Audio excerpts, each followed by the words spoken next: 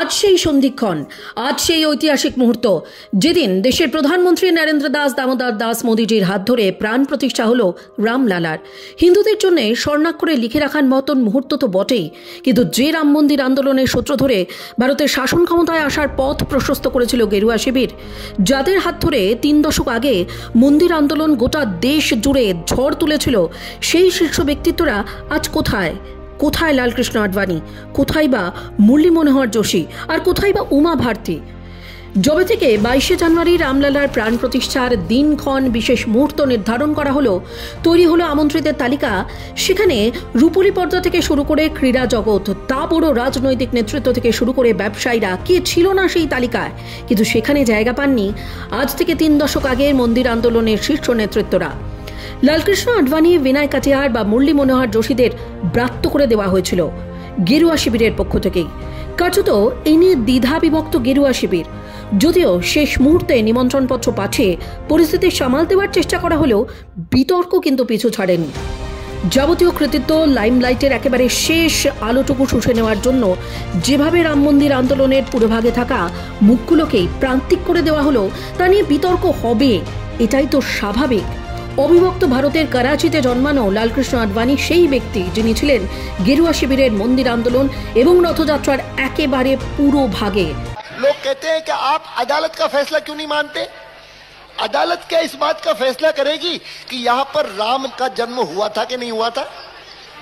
आपसे तो इतनी आशा है, बीच में मत पड़ो, रास्ते में मत आओ, क्योंकि ये जो रथ है लोक रथ है, जनता का रथ है, जो सोमनाथ से चला है और जिसने मन में संकल्प किया हुआ है कि 30 अक्टूबर को वहां पर पहुंच करके कार सेवा करेंगे और मंदिर वहीं बनाएंगे। কিন্তু বয়সের যুক্তি দেখিয়ে আডবাণীকে অনেক আগেই গুরুত্বহীন করে রাখা হয়েছিল বিজেপির পক্ষ থেকে, ক্ষমতাসীন নেতৃত্বের পক্ষ থেকে।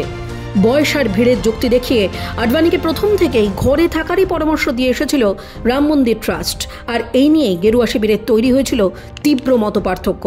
পরে অবশ্য আডবাণীকে আমন্ত্রণপত্র দিয়ে আসে বিশ্ব হিন্দু পরিষদ, তবে তাতে আডবাণীর পরিবারের পক্ষ থেকে জানানো হয় শারীরিক অবস্থা যদি ঠিক থাকে তিনি অবশ্যই যাবেন।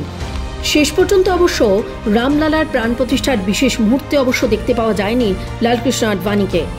90-এর দশকের মন্দির আন্দোলনের অন্যতম মুখ মুরলী মনোহর যোশী, যিনি সংঘঘনিষ্ঠ। মুরলী মনোহর যোশীও ছিলেন এক দক্ষ সংগঠক।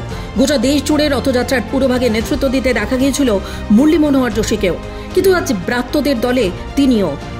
বয়সজনিত কারণ দেখিয়ে তাকেও প্রথমে আমন্ত্রণপত্র না পাঠানোরই সিদ্ধান্ত নিয়েছিল মন্দির কর্তৃপক্ষ। পরে অবশ্য দলের চাপে পড়ে সেই সিদ্ধান্ত বদল করা হয়। সদ্য 90-এ পা দেওয়া যোশীকে পাঠানো হয় আমন্ত্রণপত্র। অন্যদিকে লোকচক্ষুর অন্তরালে 90 দশকের আরও এক হিন্দুত্ববাদী নেতা বিনয় কাটিহারও। বিতর্কিত জমিতে বিতর্কিত সেই নির্মাণ ভাঙার পেছনে যে নেতারা সেদিন একেবারে অগ্রণী ভূমিকা নিয়েছিলেন, সামনের সারিতে দাঁড়িয়ে নেতৃত্ব দিয়েছিলেন, তার মধ্যে বিশ্ব হিন্দু পরিষদের বিনয় কাটিহার এক উল্লেখযোগ্য নাম।